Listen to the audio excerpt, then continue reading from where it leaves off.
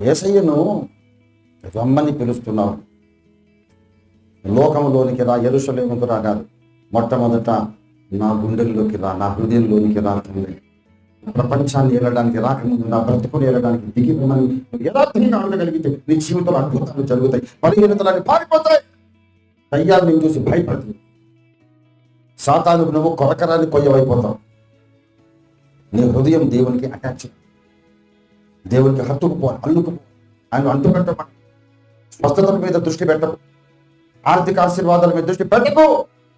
దాన్ని పట్టుకుంటే అది దొరకదు, ఇది అన్ని నష్టమైపోతాయి.